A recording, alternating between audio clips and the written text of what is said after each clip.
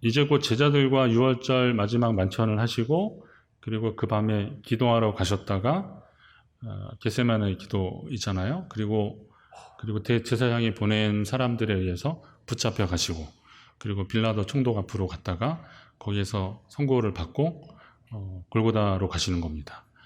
그러니까 예수님은 그 전에 예수님 붙잡히시기 전에 마지막 제자들 그리고 유대인들에게 비교적 자유로운 신분을 주시는 마지막 말씀이라고 보시면 됩니다. 그 마지막 순간에 유대인들을 향해서 하신 말씀이니 얼마나 절박한 심정으로 하셨겠습니까? 이런 심정을 참고해서 본문으로 돌아가면 예수님은 공생의 기간 동안에 자신이 하나님의 아들이시라고 말씀하셨고 또 하나님의 아들이심다운 하나님의 아들다운 그런 이적을 많이 보여주셨습니다. 그래서 예수님을 따르는 사람들이 참 많아졌고 물론 또 어떤 사람들은 호기심에 더 큰 이적을 보려고 쫓아온 사람들도 있었지만 그러나 많은 사람들이 예수님의 그런 행적을 보면서 하나님이 하시지 않고서는 이런 일이 있을 수 없다. 그래서 믿고 따르는 사람들도 참 많이 있었습니다. 그러나 유대사회의 주류를 이루고 있는 유대교인들, 종교 지도자들을 비롯한 유대교인들은 예수님을 인정하지 않았습니다. 예수님을 인정하지 않은 이유에 대해서 성경은 말하는데요. 오늘 우리는 44절 읽었지만 그 앞에 37절에 보면 이렇게 많은 표적을 그들 앞에서 행하셨으나 그들이 믿지 않았다 이렇게 말씀하는데 그 이유가 43절에 나옵니다. 그들은 사람의 영광을 하나님의 영광보다 더 사랑하였다 그랬어요. 사람의 영광을 하나님의 영광보다 더 사랑하니 예수님을 통해서 이루어지는 하나님 나라를 자기들이 누리고 있는 유대교 안에서 누리고 있는 그 지위나 권세나 이런 것들에 포기하고 싶지 않았던 겁니다. 그래서 예수님에게 사람들이 관심이 쏠리는 것이 못마땅하게 여겼고 그래서 오히려 그것 때문에 예수님을 죽이려고 하는 겁니다. 예수님이 말을 하거나 행동하는 그것 하나하나를 트집 잡아서 어떻게든 예수님을 죽이려고 하는 겁니다. 그러니까 그들 마음 가운데는 아예 예수님에 대한 인정하고 싶은 마음이 요만큼도 없었던 겁니다. 그래서 어떻게든 예수님을 죽이려고 했던 것입니다. 그러나 이 완악한 백성들 앞에서 하나님의 말씀을 끝까지 전해주셔야 됐던 예수님의 심정은 또 어떠셨을까? 그리고 그 예수님을 이 땅에 세상 가운데 그분을 보내신 하나님 아버지의 마음은 어땠을까? 그렇다면 그 보내신 분과 보내심을 받은 분 그리고 그분을 믿는 우리는 어떤 태도로 주를 믿어야 되는지 다시 한번 새겨보는 복된 시간 되시기를 간절히 바랍니다. 우선 본문에는 서로 다른 입장의 세 주체가 나오는데요.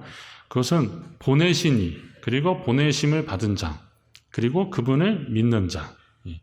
자, 보내신 분은 누구예요? 하나님 아버지. 보내심을 받은 분은 예수님. 그분을 믿는 자는 우리들. 다 아시네요. 이제 끝내도 될 것 같습니다. 이것만 잘 하면 돼요. 그런데 이게 잘 안 되니까 오늘 저같이 이렇게 설교를 하는 거 아닙니까? 믿는 자는 그것을 보내신 분이 분명 뜻이 있겠지 하는 마음으로 하나님의 역사를 이해하고 변함없는 신뢰의 태도를 가지면 신앙생활 잘 할 수 있습니다. 그분의 일하심에 대한 방법과 시기와 정도를 너무 평가하려고 그러면 개인적으로 생각할 때 아쉬운 게 또 있고 하나님 이때 좀 하셨으면 좋았을 텐데 이때 응답하셨으면 좋았을 텐데 하나님이 이런 시대에는 또 이렇게 역사하셨으면 좋았을 텐데 하는 나름대로의 아쉬움이 저마다의 아쉬움이 조금씩 다 다를 수 있겠지만 그러나 근본적으로 하나님께 대한 변함없는 신뢰 무한 신뢰를 가지고 하나님의 하실 일들에 대한 기대를 가지고 우리 나름대로 평가하지 않고 변함없는 그 신뢰의 태도를 보여주는 것이 믿는 자의 태도가 되어야 한다는 거예요. 여러분이 그런 믿음의 사람 되시기를 주의 이름으로 축원합니다. 하나님은 우리를 구원하시려고 예수 그리스도를 보증해서 우리 가운데 보내셨음을 믿으시기 바랍니다. 그렇게 오신 거거든요. 또 그렇다고 말씀하셨어요.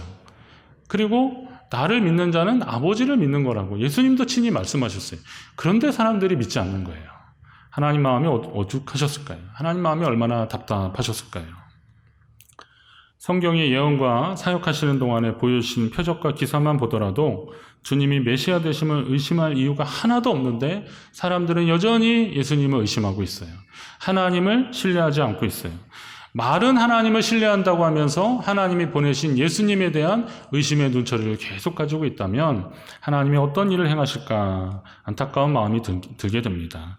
그러나 오늘 우리에게도 그 말씀의 원리를 적용시켜 본다면 하나님을 신뢰한다고 하고 우리는 예수님을 믿는다고 하면서도 예수님 그리고 하나님이 일하시는 그 믿음의 흔적들이 우리 주변에 참 많이 있는데 아직도 우리가 신뢰하지 못하고 아직도 우리가 온전히 믿지 못하고 행하지 못해서 하나님 앞에 그냥 그대로 있다면 우리는 하나님 앞에 얼마나 부끄러운지를 알아야 됩니다. 하나님 마음은 또 얼마나 안타까우실까요?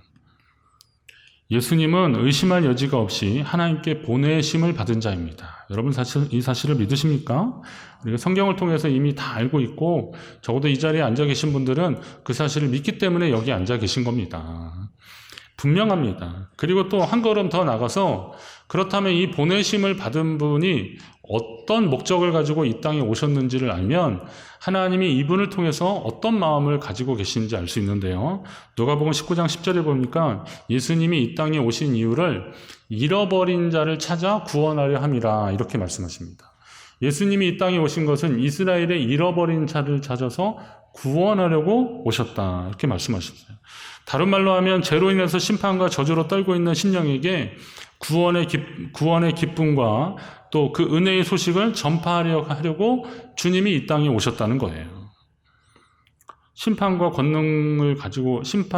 권능을 가지고 계신 분이신데 우리 주님은 그걸 강조하면서 내가 하나님의 뜻을 이 땅에 이루러 왔다 그러지 않으시고 누구든지 나를 믿는 자는 멸망치 않고 영생을 얻게 될 것이다. 하나님의 선물을 받게 될 것이다. 이렇게 자꾸 이야기하는 겁니다. 잃어버린 양을 찾는다라고 했을 때 양을 잃어버린 목자의 심정도 심정이지만 또 주인을 잃어버린 양의 심정은 어땠을까요? 잃어버린 양을 잃어버린 목자도 안타깝겠지만 목자를 잃어버린 양도 사실 편한 날이 없는 거예요. 여러분 입장을 바꿔놓고 여러분이 목자를 잃어버린 양이라고 생각을 해보십시오. 얼마나 불안하겠습니까? 뭘 한들 얼굴에 기쁨이 있을까요? 목자를 잃어버렸다는 것은 우리가 다른 말로 하면 또 죄 가운데 있다는 것이고 하나님과 떨어져 나갔다는 것이거든요. 그런 삶이 과연 우리에게 어떤 즐거움이 있고 어떤 기쁨이 있겠냐 이거죠. 그런 삶을 살고 있는 사람들을 주님이 찾으려고 보내셨다는 거예요. 그런 사람들을 하나님이 구원하려고 부르셨다는 거예요. 그럼 그것이 얼마나 감사한 일이겠습니까? 그런데 어떤 사람들은 그 예수님이 가지시는 그 능력 가운데 심판, 그 권능을 너무 두려워한 나머지 어쩔 수 없이 예수를 믿는 그런 분들이 있더라고요. 내 말을 듣지 않고 나 보내신 일을 믿지 않는 사람들. 이런 사람들은 멸망과 심판을 말씀하시잖아요. 그러니까 그것 때문에 어쩔 수 없이 예수를 믿는다면 이게 참 심각한 일이 아닐까 하는 생각이 드는 거죠. 만약에 애굽에서 10가지 재앙, 마지막 재앙에서 장자가 다 죽잖아요. 유월절 사건으로. 그러니까 이게 바로가 너무 겁이 나니까 그냥 빨리 가라고. 그래서 이스라엘 백성들을 내보내는 겁니다. 그 전날에 하나님이 사인을 주셔서 그들이 이제 유월절 어린 양 잡아먹고 문설주에 피 바르고 짐 다 싸고 이제 준비하고 있다가 가라 그러면 그냥 그때 딱 나오려고 준비하고 있었던 거 아니에요. 그런데 그 일이 하필 애굽의 장자가 죽는 거였고 초태생 처음 난 것들이 다 죽는 일이 돼버렸어요. 그걸 아는 이스라엘 백성 중에서 야 하나님이 이렇게 무서운 분이구나. 말 안 들으면 그냥 이렇게 그 많은 애굽의 장자를 이렇게 다 죽여버리는 분이시구나. 우리가 괜히 어설프게 하나님 믿는다고 따라 나섰다가 우리도 이렇게 죽을 수 있겠구나. 그러니 나는 차라리 가늘고 길게 살겠다. 애굽의 종살이로 사는 게 훨씬 낫겠다. 난 안 갈 테니까 당신이나 가라고. 그런다면 이 사람이 이게 정신이 있는 사람이겠습니까? 하나님은 애굽에서 그 백성을 구원하셔서 하나님이 약속하신 그 땅으로 그들을 이끌어 주시려고 애굽에 그런 큰 권능을 행하셨는데 그 권능이 두려움의 계기가 되어서 하나님보다는 그냥 애굽의 종살이로 살겠다라고 말한다면 그건 정신 나간 사람이죠. 오늘 우리가 하나님을 믿는다고 하고 예수 그리스도를 영접하고 하나님의 백성으로 사는데, 물론 주를 믿지 않는 자들에게는 하나님이 심판하시겠죠. 멸망하게 하시겠죠. 그러나 그게 두려워서 할 수 없이 예수를 믿는 자라면 하나님이 우리에게 어떤 것을 주시는지, 그리고 하나님의 본심을 우리는 놓쳐버리는 거죠. 하나님은 우리에게 예수 그리스도를 통해서 하나님의 자녀됨, 하나님의 백성됨을 누리면서 살라고 우리를 부르셨음을 여러분 기억하십시오. 그렇다면 우리는 주님과 함께하는 자들, 주님과 그 기쁨을 누리는 자들이 되어야 되는데, 이거 안 하면 어쩔 수 없어요. 이거 안 하면 하나님이 큰일 내겠어. 오늘 주일인데 주일에 예배 빠지고 어디 놀러 가면 하나님이 벌을 주셔. 하나님이 매를 드셔. 막 그런다면 예배 여기 안 맞으려고 오신 건가요? 혹시 예배 빠지면 큰일 날까 봐 여기 오시면, 그러면 예배는 뭐가 되는 거예요? 견디는 게 되는 거예요. 견디는 거예요. 아니 빨리 왜 시간 듣는데 안 끝나실까 막. 그러나 예배를 하나님과 교제하는 시간으로 하면 얼마나 즐거운지 모릅니다. 제가 연애 7년 해봤습니다. 연애 7년 했는데요. 한 2, 3년 만나면 질릴 것 같은데 별로 안 질리더라고요. 시간이 한두 시간이 훌딱 가는 겁니다. 인천에 사시는 분은 아시는데 월미도에서 제가 송림동까지 걸어왔습니다. 2시간을 넘게. 누구하고 걸어왔겠어요? 제 아내하고 걸어왔습니다. 그 사람이 저 사람입니다. 다른 사람이 절대 아닙니다. 제 아내거든요. 근데 2시간을 그냥 걸어왔어요. 저는 이게 가능할까 해서 힘들면 그냥 택시 타거나 버스 타려고 그랬더니 걷게 되더라고요. 왜? 좋으니까. 하나님과 교제하면 즐거우면 시간이 가도 재미있는 겁니다. 즐거운 겁니다. 내 기도하는 그 시간이 귀하고 즐겁고 즐거우십니까? 내 기도하는 그 시간이 너무 힘드십니까? 하나님을 사랑하면 기도하는 시간이, 그 시간이 귀하고 즐겁고 즐거운 시간이 되는 겁니다. 예배하는 시간은 견디는 시간이 아니라 하나님과 교제하는 시간이기에 더 기쁨이 되어야 됩니다. 예수 그리스도를 통해서 우리에게 생명을 주신 하나님 아버지는 우리가 그 생명을 풍성하게 누리도록 지금도 원하고 계시는데, 여러분이 그 은혜 안에 거하시기를 주의 이름으로 축원합니다. 그렇다면 예수님을 보내신 분이 있고 그 보내심을 받은 예수님을 믿는 우리의 태도는 어때야 되겠는가? 오늘 말씀을 통해서 하나님이 우리에게 원하시는 것은 하나님을 대신하는 모든 것을 전적으로 신뢰하고 나아가라는 거예요. 예수 그리스도를 통해서 하나님을 보고 예수를 신뢰함으로 말미암아 하나님을 믿고 나아가는 것처럼, 오늘 이 시대에 그 예수 그리스도를 통해서 하나님의 자녀된 사람들은 하나님을 대신해서 보내준 모든 것들에 대한 신뢰를 가지고, 변함없는 신뢰를 가지고 하나님을 따라가는 사람들이 되라는 것입니다. 그 하나님을 대신하는 그곳에 하나님의 뜻이 있고 하나님의 계획이 있기 때문에 그렇습니다. 하나님을 대신할 수 있는 많은 것들을 하나님이 이미 우리에게 허락하셨는데, 신약시대에는 오늘 예수님의 말씀처럼 예수님을 만나는 것이 하나님을 만나는 것이니 예수님을 만나고 말씀을 잘 듣고 그 말씀대로 살면 됐습니다. 그러나 오늘 우리는 예수님을 직접 배울 수는 없잖아요. 그 대신에 하나님이 어쩌면 신약시대의 그 백성들보다 더 풍성한 것들을 우리에게 더 많이 허락하셨더라고요. 먼저는 성령을 우리에게 주셨어요. 하나님이 우리에게 하나님을 대신해서 성령을 주셨다는 겁니다. 사도행전 2장에 보면 베드로의 그 설교가 나오는데 거기에 그런 말씀이 있어요. 하나님이 오른손으로 예수를 높이심에 그가 약속하신 성령을 아버지께 받아서 너희가 보고 듣는 이것을 부어주셨느니라. 하나님이 예수님을 높이셨는데 예수님이 하나님께서 약속한 것을 받아서 우리에게 부어주셨다니, 너희가 지금 보고 듣는 것을 부어주시도록, 그 성령이 역사하시도록 하나님 우리에게 예수 그리스도를 통해서 주셨다 이거예요. 그러니까 성령을 사모하고 성령과 동행해야 되는 이유가 바로 여기 있는 거죠. 하나님이 우리로 하여금 보고 듣게 하시는 것, 그리고 우리의 마음을 감동시켜서 하나님의 말씀대로 살게 하신 것, 이것이 바로 하나님을 대신하는 성령이라는 것이죠. 여러분이 성령을 더 사모하시기를 바랍니다. 그 성령 가운데 거하시기를 주의 이름으로 축원합니다. 그러면 신약시대에 역사하셨던 그 성령이 오늘날에는 소멸됐느냐? 그렇지 않죠. 성령은 지금도 우리 가운데 역사하시는 겁니다. 오늘 우리는 성령께 인도되어서 주님께 예배하러 이 시간 나온 겁니다. 오늘 이 자리에 예배 나오신 분들은요, 다 성령께 인도하심을 받는 거예요.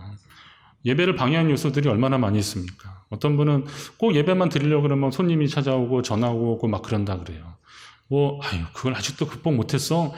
그렇게 생각하시는 분 많이 있지만, 초신자들은요, 그거 되게 힘들어요. 새가족들은 그거 되게 힘들어요. 그런데 그런 것들을 다 극복하고 주일은 예배하는 날이라고 그렇게 결정하기까지 성령께서 역사하신 거죠. 그러면 이왕에 그렇게 성령께서 역사하셨다면 이 자리에서 하나님의 음성을 듣는 그런 훈련도 계속 되어야 할 것입니다. 하나님이 당신을 대신해서 우리에게 주신 것은 또한 말씀입니다. 말씀이 어디에 가장 많이 나올까요? 말씀은 강단에서 선포되는 것도 말씀이지만 궁극적으로 하나님의 말씀이 제일 많이 나오는 것은 성경입니다. 성경. 이 성경을 통해서 하나님은 우리에게 이미 말씀하고 계셔요. 우리는 말씀을 달라고, 하나님의 음성을 달라고 기도하는데 하나님의 음성을 듣고자 기대하지만 사실 하나님께서 우리에게 주시는 말씀의 대부분은 이미 성경에 기록된 거예요. 어떤 사람이 기도하다가 하나님의 음성을 들었다고 이게 하나님의 뜻이라고 말하는데, 목사인 저는 들어보면 이상하면 이상한 게 있어요. 이상하면 이상한 거예요. 한번 따라합니다. 이상하면 이상하다. 이상하면 이상한 겁니다. 하나님의 음성이라고 말하는데 하나님의 음성 같지 않은 음성들이 있어요. 만약에 저는 제 아내를 아내라고 합니다. 그런데 제가 목사님이 그 사모님을 얘기할 때 여편네라고 그랬다고, 그러면 그건 100% 거짓말입니다. 저는 제 아내한테 여편네라고 한 적이 이렇게 설교 중에 예를 들어서 말한 적 빼놓고는 거의 기억이 없어요. 여편네라고 말한 건 제 얘기가 아니에요. 마누라라는 소리도 안 합니다. 그것도 아셔야 됩니다. 그렇다고 여편네나 마누라라고 하시는 분들을 제가 비난하는 건 절대 아니니까 그 마음도 아십시오. 근데 아버지 학교 하면서 제가 깨달은 게 다시는 제가 그렇게 하지도 않았고 감히 그렇게 할 수도 없었어요, 사실. 그런데 내가 여편네, 마누라 이런 말 안 하겠다 이렇게 다짐을 하고 하나님께 약속을 해서 제가 이제 아내라 그런 겁니다. 아내가 왜 아내인지 아시죠? 집안에 있어서 아내가 아니에요. 내 안에 있는 해다. 그래서 아내예요. 전 그래서 그 말에 감동이 돼서 그렇게 살기를 좀 원하고 있어요. 괜찮죠? 이 정도면? 자, 그런데 제 말이, 제가 만약에 여편네라 그랬다, 그럼 거짓말이에요. 그건 그럴 리가 없어요. 저는 운전하면서도 욕을 안 하기로 제가 하나님께 약속을 했기 때문에, 저 XS 막 이런 거 절대 안 했거든요. 저런 인간을 봤나, 이런 적은 있어요. 그렇지만 제가 쌍시옷이 들어가는 그런 욕은 안 하거든요. 그런데, 글쎄, 목사님 다시 봤어? 그리고 그렇게 얘기했다면, 그건 제가 그날 정신이 나가거나 아니면 그분이 거짓말한 거예요. 자, 그러면 하나님이 말씀하셨다고 하는데 그게 하나님의 말씀인지 아닌지를 분별할 수 있는 게 어디서 나오는 거예요? 그건 하나님이 대단하시고 그런 것도 있지만 우리가 하나님의 말씀을 평소에 가까이 해야, 하나님의 말씀을 자꾸 읽어야 이게 하나님의 말씀인지 아닌지 분별할 수 있는 거예요. 하나님이 말씀하셨다라고 했을 때 이게 하나님의 말씀이구나라는 겁니다. 혹시 여러분 제 설교를 들으면서 저건 성령이 감동하시는 음성이 아니야 이렇게 느껴지시는 거 있습니까? 그분은 성경을 잘 안 읽으신 겁니다. 저는 말씀에 근거해서 지금 여러분에게 이런 말씀을 드리는 겁니다. 자, 그러면 하나님이 또 대신하는 것이 뭐냐? 그건 교회예요, 교회. 하나님이 이 땅에 교회를 세우셔서 예수 그리스도의 피값으로 그리스도의 몸인 이 교회를 세우셔서 하나님의 구원 역사를 지금도 계속하고 계셔요. 여러분 믿으시기 바랍니다. 교회가 중요한 게 그래서 중요한 겁니다. 그래서 교회가 중요한 거예요. 혼자 예배 드릴 수 있죠. 여러 사람 모여야만 돼요. 혼자 하나님 앞에 예배 드릴 수 있고 예물도 드릴 수 있죠. 그럴 수 있어요. 그렇지만 하나님은 이 교회 공동체를 통해서, 이 교회를 통해서 말씀이 수호되고 그리고 전파되고 그리고 사역을 하게 하심으로 인해서 하나님 나라를 지금까지 계속 만들어 가신 거예요. 그러니 교회를 소중히 여기시기를 바랍니다. 한국교회에 이렇게 교단이 많아, 교파가 많아. 예, 어떤 뭐 분쟁이나 이런 걸로 해서 교회가 이렇게 나뉘어지고 교파가 찢어지는 거, 그런 건 정말 안타깝고, 하나님 보시기에는 정말 안타까운 일이에요. 별로 좋은 일은 아닐 겁니다. 그러나 이제 이런 거 있잖아요. 뭐 성결교회, 뭐 장로교회, 감리교회, 뭐 이런 정도는 믿음의 정도를 조금 더 강조하는 것이라고 그러면 보면 됩니다. 저는 성결교회 목사로서 제가 좀 많이 부담이 됐어요, 솔직히. 성결교회, 그러면 거룩한 거에 되는데, 이 거룩을 어떻게 표현할까? 뭐 이렇게 옷을 좀 잘 입고 어떻게 해야 되나? 뭐 이런 것도 있지만, 실제 거룩은 구별이고 분리된 삶인데, 그건 등지는 삶이 아니라 세상에서 하나님의 것을 이렇게 구별해 놓는 건데, 나의 시간, 나의 물질, 내 삶을 하나님 앞에 구별하는 것이다 라는 것을 깨달으면서 이 성결에 대한 은혜를 다시 한번 체험하게 됐어요. 그리고 성결은 죄사함 받은 사람이 죄의 유혹에 흔들리지 않고 하나님의 거룩한 백성으로 살아가는 것이 최종의 목표인데, 그것은 내 힘으로 하는 것이 아니라 성령이 도와주시는 것이다. 이게 성결교회에서 말하는 성결이거든요. 이 말을 알고 이 깨달음이 있으면서부터 성결에 대한 책임감으로 하나님의 말씀대로 살려고 애쓰고 있어요. 그럼 이게 이제 하나님이 우리에게 주시는 거룩한 부담이죠. 성결교회가 그런 믿음의 전통을 가지고 지금까지 왔다라는 겁니다. 뭐 감리교회는 이제 어떤 제도적인 문제인데, 교회를 이렇게 관리하고 막 그런 데 있어서 감독을 중심으로 해서, 그것도 이제 교회에 다른 이단 사설이 들어오지 않도록 하기 위한 제도적 장치들인데요. 이것이 만약에 이제 어떤 권력 구조가 되거나 그렇게 되면 교회가 부패될 수도 있죠. 그러나 기본적으로 그런 정신들은 우리가 좀 잘 살펴보면 됩니다. 뭐 침례교나 이런 데는 세례라고 하지 않고 온전히 이렇게 몸을 담그는 침례를 고집하는 것은 나름대로 또 이유가 있는데, 자, 그런 것들은 크게 위배되지 않는 거예요. 하나님이 그런 걸로 마음 아파하시고 그러진 않을 거예요. 그러나 뭐 다툼으로 인해서 교회가 갈라지거나, 뭐 빵을 먹을 거냐 밥을 먹을 거냐 이거 가지고 싸우다가 빵파 밥파 이렇게 나눠서 교회가 분리되고, 이런 거는 하나님 정말 싫어하시겠죠. 국수 먹을 거냐 밥을 먹을 거냐 가지고 많이 싸우지 마십시오. 그냥 그때그때 드십시오. 자, 우리가 하나님이 원하시는 일들을 거룩한 부담을 가지고 교회를 세워서 일하신다 그러면 거기에 하나님 특별한 역사가 있는 거예요. 교회에서 기도하자 그러면 기도하셔야 돼요. 교회에서 말씀 축제 놓고 한번 한다 그러면, 말씀 축제를 통해서 하나님이 우리 교회에 준비하신 은혜가 있구나 사모하고 하시는 겁니다. 그럼 어떻게 하셔야겠어요?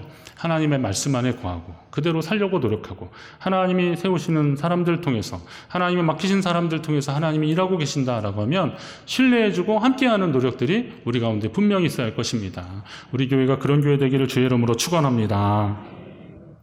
마지막으로, 하나님이 아들을 보내셔야만 했는데, 아들을 보내셔서 하나님을 나타내려고 했는데, 저는 말씀을 정리하면서 예전에 성탄절에 제가 묵상했던 게 그거거든요. 그 한한상 교수님이 그런 글도 써는 저 낮은 곳을 향하여, 거기 보면 그런 글이 있어요. 예전에 읽은 글에, 아들을 보내셔야만 했던 하나님 아버지의 마음은 오죽하셨을까. 포도원 농부의 비유처럼 다 맡겨주고 타국으로 떠났는데 이제 좀 소출이 일어날 때가 되고, 그래서 종들을 보냈더니 그거 모른 척하는 거잖아요. 막 때리고 죽이고 그러는 거예요. 그래서 주인이 그러는 거죠. 종들은 모르겠지만 내 아들을 보낸다면 난 줄 알겠지. 그럼 내 마음이야 통하겠지. 그리고 아들을 보낸 거예요. 그런데 어떻게 했어요? 그 아들까지 죽여버렸더라고요. 그러나 오늘 우리는 그 아들을 보내신 하나님 아버지의 마음을 헤아리는 사람들이고, 그 하나님 아버지의 마음을 품고 이 땅을 살아가는 사람들입니다. 그렇다면 아들을 보내시기까지 우리를 사랑하셨던 하나님 아버지의 마음을 우리가 먼저 알아야 되고, 아들을 보내셔서라도 하나님의 일을 하시려고 했던 하나님 아버지의 마음을 알아서 오늘 우리가 주님이 행하신 그 구원 역사, 하나님의 구원 역사를 우리 교회를 통해서 계속 이루어 나가야 할 것입니다. 여러분 가운데 그 하나님의 역사에 대한 헌신의 마음들이 더 있고, 우리 교회가 그 일을 더 잘 감당하여서 마지막 때 주님 앞에 칭찬받는 교회 되기를 주의 이름으로 축원합니다.